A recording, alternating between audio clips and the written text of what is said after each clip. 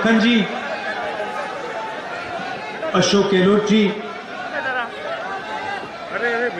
गोविंद सिंह दोतासरा जी, केसी वेणुगोपाल जी, सचिन पायलट जी,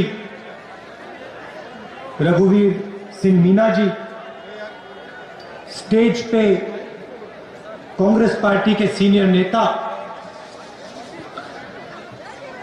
भाइयों और बहनों, किसानों, आप सबका यहां दिल से मैं स्वागत करता हूं।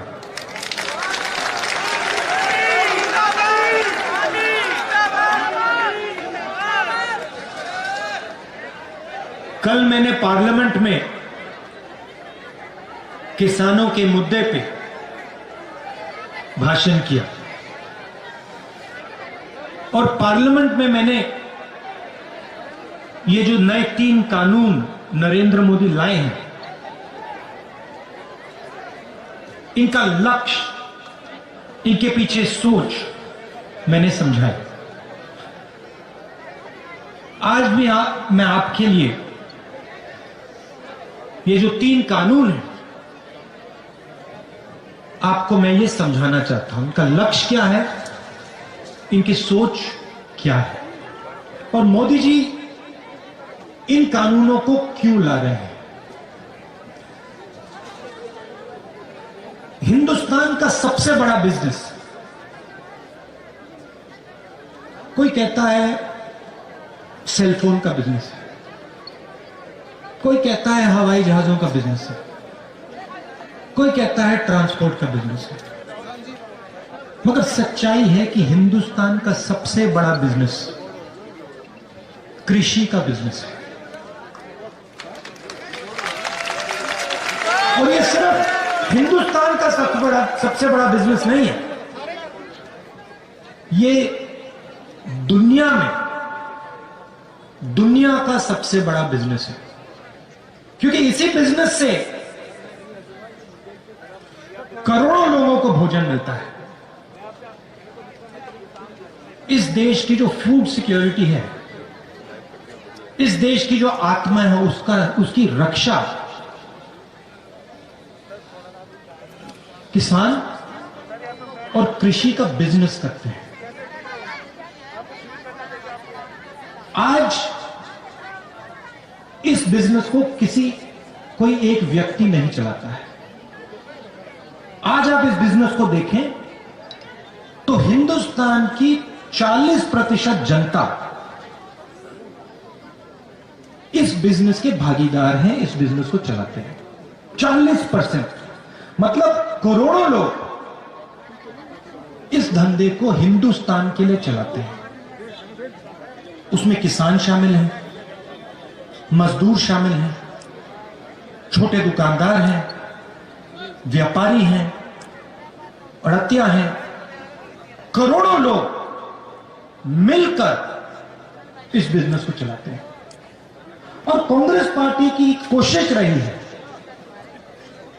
कि इस धंधे को हम कभी किसी एक व्यक्ति के हाथ में ना जाने दें। यह हमारा लक्ष्य रहा है। आजादी के दिन से आज तक यह हमारा लक्ष्य रहा है कि यह जो धंधा है, यह हिंदुस्तान के 40% लोगों का धंधा ही रहे, इनकी भागीदारी हो और किसी एक व्यक्ति के हाथ में यह धंधा ना चला जाए। और उसके लिए कांग्रेस पार्टी सालों से लड़ रही है। उदाहरण आपको दिखते हैं। अमूल कंपनी है, कांग्रेस पार्टी लाई थी। लाखों किसानों की कंपनी है, पूरे देश में दूध देती है, दूध डिलीवर करती है।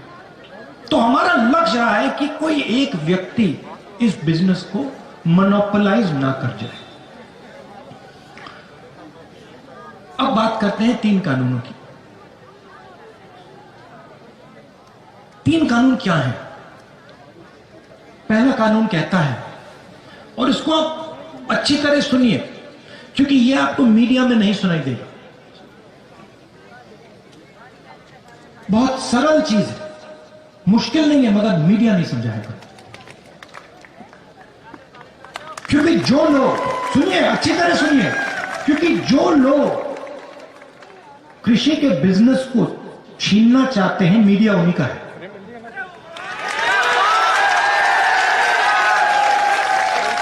किससे छीनना चाहते हैं? किसान से, मजदूर से, छोटे व्यापारी से, दुकानदार से, इन सब से। 40% हिंदुस्तान से। पहला कानून कहता है कोई भी बड़ा बिजनेस देश में कहीं भी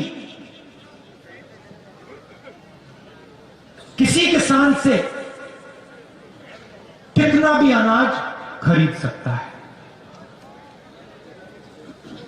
अनलिमिटेड। अगर एक व्यक्ति पूरे देश का अनाज खरीदना चाहे तो खरीद सकता है, कोई लिमिट नहीं। तो भाई और बहनों मुझे बताइए, अगर कोई भी व्यक्ति कहीं भी कितना भी माल खरीद सकता है, अनाज खरीद सकता है, सब्जी खरीद सकता है, तो मंडी की क्या जरूरत? मंडी की कोई जरूरत नहीं। तो पहला कानून जो है मंडी को मारने का कानून है, मंडी को खत्म करने का कानून है।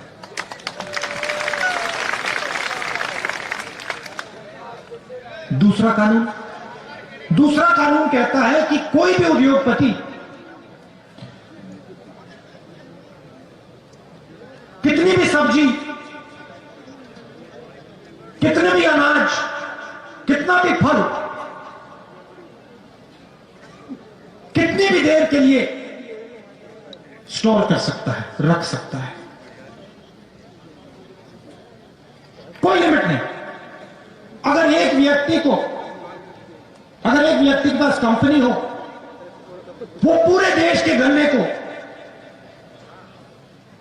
स्टोरेज में रख सकता है। मतलब यह व्यक्ति जो पूरे देश में स्टोरेज कर सकता है, वो दाम को कंट्रोल कर पाएगा। बात समझिए, आज क्या होता है? आज अनाज मंडी में बिकता है, जमाखोरी कोई नहीं कर सकता, कानून के खिलाफ है। जैसे ये दूसरा कानून लागू होगा, हिंदुस्तान में अनलिमिटेड, बिना लगाम जमाखोरी चालू हो जाएगी। कौन करेंगे? हिंदुस्तान के सबसे अमीर अरबपति लोग। अब क्या होगा? किसान जाएगा अपना माल बेचने, उसके सामने कौन खड़ा होगा? छोटा व्यापारी नहीं, मंडी नहीं मिलेगी। हिंदुस्तान के सबसे अमीर उद्योगपति उसके सामने खड़े होंगे।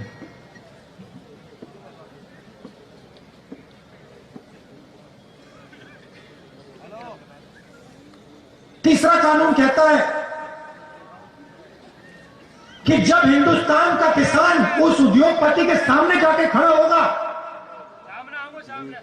और अपने अनाज के लिए, अपने फल के लिए, अपने सब्जी के लिए सही दाम मांगेगा, तो वो किसान अदालत में नहीं जा सकता है। पहला कानून मंडी को मारने का, दूसरा कानून एसेंशियल कमोडिटीज एक्ट को खत्म करने का और जमाखोरी चालू करने का, और तीसरा कानून किसान के हाथ से न्याय छीनने का। यह है 3 कानून। लक्ष्य क्या है? लक्ष्य है कि ये जो 40% हिंदुस्तान की जनता का धंधा है, ये सिर्फ 2-3 लोगों के हाथ में चला जाएगा। एक ही कंपनी पूरे देश का अनाज बेचे, कंपनी पूरे देश की फल और सब्जी बेचे। और मैं आपसे पूछना चाहता हूं, अगर एक ही कंपनी पूरे देश का अनाज बेचेगी, पूरे देश की सब्जी, पूरे देश का फल बेचेगी, तो जो आज फल और सब्जी बेचते हैं, जो सड़कों पे मूंगफली बेचते हैं, जो चना बेचते हैं, जो फल सब्जी अनाज बेचते हैं, उनका क्या होगा? जो आज छोटे व्यापारी, उनका क्या होगा? भाइयों और बहनों, ये सब लोग बेरोजगार हो जाएंगे। तो एक बात समझिए, ये किसानों पर आक्रमण नहीं है, ये हिंदुस्तान के 40% जनता पर आक्रमण है। बात सिर्फ यह है कि किसान सबसे जागरूक है, किसान को बात पहले समझ आ गई, और किसान सबसे आगे खड़ा है। अंधेरे में किसान ने टॉर्च मार रखी, क्योंकि किसान को भविष्य दिख रहा है। अगर ये 3 कानून लागू हो गए, किसान तो गया, उसकी जमीन गई, मगर छोटा दुकानदार भी गया, व्यापारी भी गया, मजदूर भी गया। हिंदुस्तान के 40% लोग बेरोजगार हो जाएंगे। अब मैं आपसे एक सवाल पूछना चाहता हूं। नरेंद्र मोदी जी कहते हैं मैंने ये किसानों के लिए किया। अगर नरेंद्र मोदी जी ने किसानों के लिए किया, तो पूरे देश में किसान दुखी क्यों? दिल्ली के बॉर्डर पे लाखों किसान क्यों खड़े? 200 किसान शहीद क्यों हुए?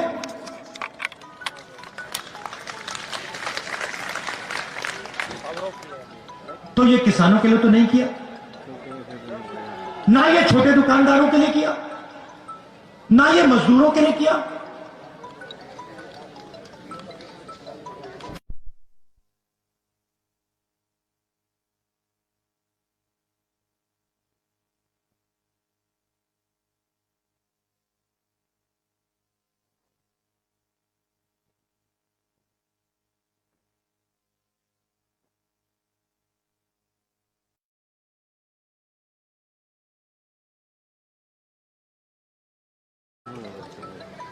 इन 4 लोगों के लिए हो रहा है। और ये बात आज नहीं शुरू हुई। ये जो 40% लोगों का धंधा है, इसमें किसान शामिल हैं, मजदूर शामिल हैं, छोटे दुकानदार शामिल हैं, लोडर, मंडी में जो काम करते हैं, ये सब लोग शामिल हैं। हेलो सर, पहला आक्रमण इन पे नोटबंदी के समय हुआ था। मिल रहा है ना पूरा? आ रही है सर, आ रही है। ऐसे क्या पूरा फ्रेम? नोटबंदी में नरेंद्र मोदी जी ने क्या किया? गरीबों के घर से पैसा निकाला। मैंने उस समय कहा था ये काले धन के खिलाफ लड़ाई नहीं है, ये हिंदुस्तान की रीढ़ की हड्डी को तोड़ा जा रहा है। जनता उस समय नहीं समझी थी, उस समय जोश में आ गई थी। बाद में पता लगा कि 3-4 लोगों का लाखों करोड़ रुपए कर्जा माफ हुआ, आपका पैसा बैंक में गया। उसके बाद जीएसटी, फिर से उसी कड़ी पे आक्रमण। छोटे बिजनेस, मिडिल साइज बिजनेस, सबको खत्म कर दिया। रास्ता साफ करना चाहते हैं भाई और बहनों, नरेंद्र मोदी जी रास्ता साफ करना चाहते हैं अपने मित्रों के लिए। आज तक छोटे व्यापारियों को, मिडिल साइज बिजनेसेस को जीएसटी नहीं समझ आई, आज तक नहीं समझ आई। 5 अलग अलग टैक्स, लाखों बिजनेस बंद हो गए, बेरोजगार हो गए। और फिर कोरोना आता है, हिंदुस्तान के मजदूर घर की ओर जाते हैं। नरेंद्र मोदी ने बिना कोई इशारे लॉकडाउन कर दिया। हिंदुस्तान के मजदूर घर जाते हैं, हाथ जोड़ के वो प्रधानमंत्री से बस का टिकट मांगते हैं, रेल का टिकट मांगते हैं। प्रधानमंत्री कहते हैं नहीं, मैं तो नहीं देने वाला, भूखे मर गए। और फिर उसी समय 1,50,000 करोड़ रुपए हिंदुस्तान के सबसे अमीर लोगों का कर्जा माफ करती है। पहला कदम नोटबंदी, दूसरा कदम जीएसटी, तीसरा कदम कोरोना और अब चौथा कदम 3 नए कानून। लक्ष्य हिंदुस्तान के 40% लोगों का जो धंधा है उनसे छीनना। और होगा क्या? और वो आपको दिख रहा है। इस देश में रोजगार कौन देता है?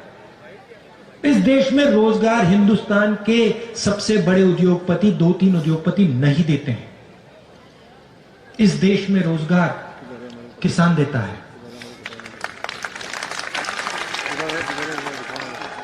इस देश में रोजगार छोटा व्यापारी देता है। इस देश में रोजगार स्मॉल और मीडियम बिजनेस देते हैं। उनको आपने जान से मार दिया, खत्म कर दिया।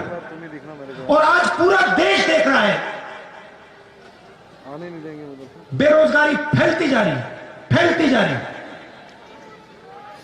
और नरेंद्र मोदी हर रोज कोई ना कोई नया बहाना बनाते हैं।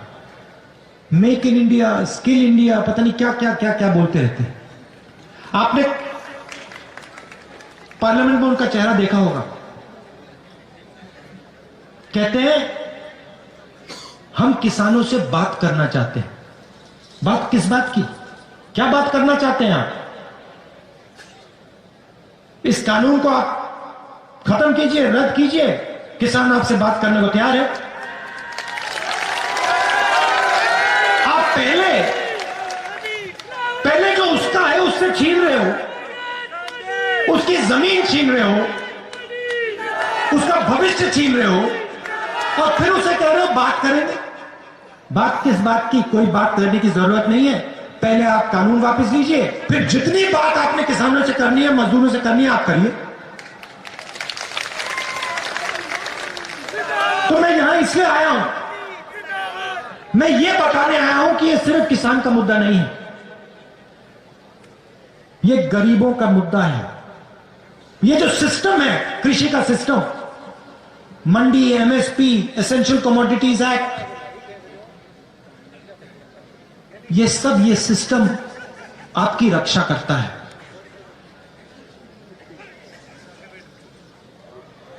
इस ढांचे को नरेंद्र मोदी तोड़ने की कोशिश कर रहे हैं। और मैं आपको यहां आश्वासन देने आया हूं कि कांग्रेस पार्टी किसानों के साथ, मजदूरों के साथ, गरीबों के साथ खड़े होकर ये कानून को आगे हम बढ़ने नहीं देंगे। इन कानून को हम रद्द करके ही दिखाएंगे। आखिरी बात मैं आपसे कहना चाहता हूं, आप देखिए,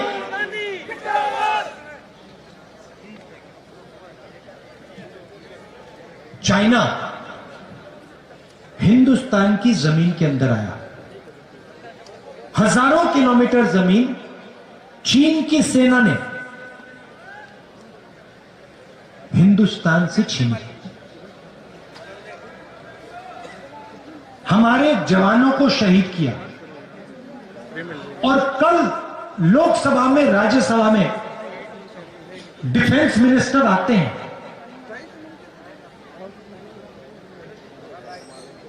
और कहते हैं कि समझौता हो गया। और समझौता किस बात का हुआ? समझौता यह हुआ कि नरेंद्र मोदी जी की सरकार ने हिंदुस्तान की पवित्र जमीन चाइना को पकड़ा दी। पैंगोंग लेक में हिंदुस्तान का पोस्ट फिंगर 4 पे होता था। चाइना ने अपनी सेना को अंदर डाला। समझौता नरेंद्र मोदी जी ने यह कहा है कि हम अब फिंगर 3 पे अपना पोस्ट लगाएंगे। मतलब फिंगर 4 और फिंगर 3 के बीच जो जमीन थी, जो हमारी पवित्र जमीन है, वो नरेंद्र मोदी जी ने चाइना को हमेशा के लिए दे दी है।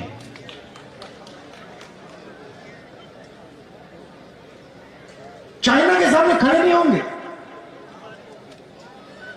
किसानों को धमकी देंगे, किसानों को मारेंगे, पीटेंगे, दीवार बनाएंगे और चाइना को हिंदुस्तान की जमीन देंगे। यह नरेंद्र मोदी जी की सच्चाई है।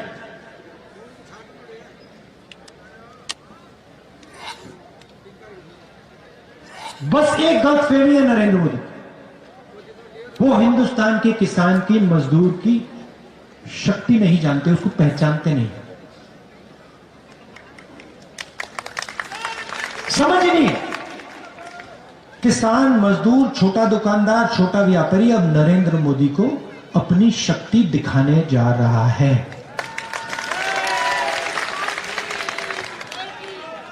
आप सब दूर दूर से आए, इसके लिए दिल से मैं आपका धन्यवाद करता हूं। नमस्कार, जय हिंद।